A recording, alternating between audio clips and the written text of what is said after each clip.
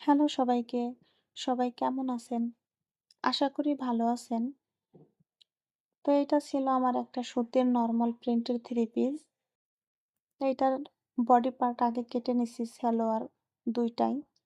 আর এটা ছিল হাতার অংশ। তো এখন হাতার অংশটাও কাটতেছি। তো থ্রি পিসটা অনেকখানি কাপড় ছিল অন্যান্য থ্রি পিসের তুলনায়। সালোয়ার এবং কামিজ ২ টাই অনেক বেশি কাপড় ছিল। তো হাতার পিসটা কাটার পরেও অনেকখানি কাপড় বেঁচে গেছে। যেটা ভিডিওতে দেখাই যাইতেছে।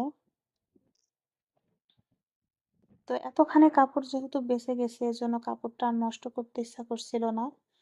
ভাবছিলাম যে কিছু একটা করা যায় কিনা। তো যেহেতু সালোয়ার থেকেও কাপড় বাঁচছে তো জোড়াতালি দিয়ে কিছু একটা করতেই হবে। অপচয় তো করা যাবে না। এজন্য ভাবলাম যে কিছু না কিছু করবই। তা আমি যেই ভাবা সেই কাজ। কাপড় জোড়াতালি দিয়ে বসে পড়ছি যে একটা শর্ট কুর্তি বানানো যাক। শেষ পর্যন্ত কি হয় দেখা যাবে। তবে চেষ্টা করি কিছু করা যায় কিনা। তারপর আমি জোড়াতালি দিয়ে কাপড়টাকে বসায় নিছি। আর আমার মাপ অনুযায়ী মাপ নিতেছিলাম একটু বারবার সময় নিয়ে। যেহেতু টুকরা কাপড় একটু সময় লাগবে, ভুল হইলেই সমস্যা। তো যাতে ভুল না হয় এজন্য একটু সময় নিয়ে বারবার করে আমি মাপটা নিতেছিলাম। আর শুধু এইটা না, আমি অনেক কিছুই আমার জীবনে টুকরা কাপড় দিয়ে বানাইছি। আর অনেক সময় টুকরা কাপড় দিয়ে বানাইলে বোঝাও যায় না যে এটা টুকরা কাপড়ের ছিল কিনা। যদি হাতের কাজ ভালো হয় তাহলে বেশি ভালো হয়। আর শুধু আমি না বোধহয় যেই মেয়েগুলা দর্জি কাজ জানে, মোটামুটি সবাই বোধহয় টুকরা কাপড় ব্যবহার করার চেষ্টা করে। অপচয় করে লাভ কি?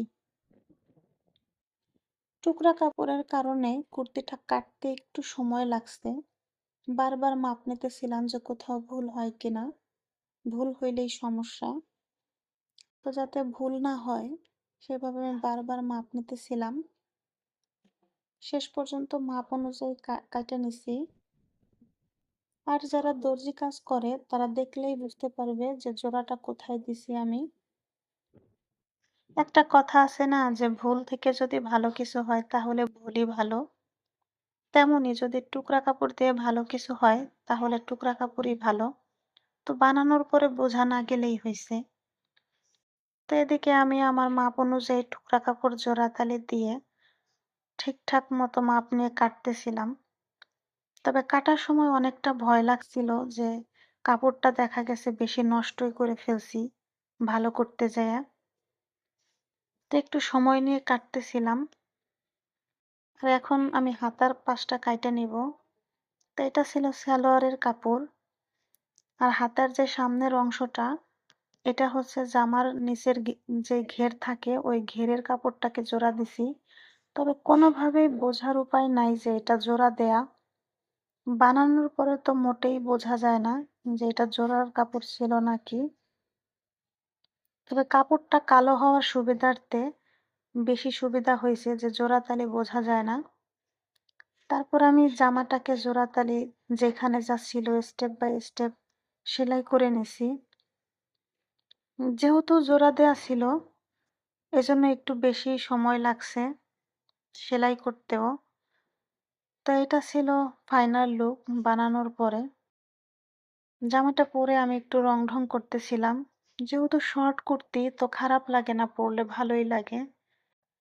আর বোঝাও যায় না যে এটা যে জোড়াতালি দিয়ে বানানো কিনা। যাই হোক, আজকের মতো বাই বাই।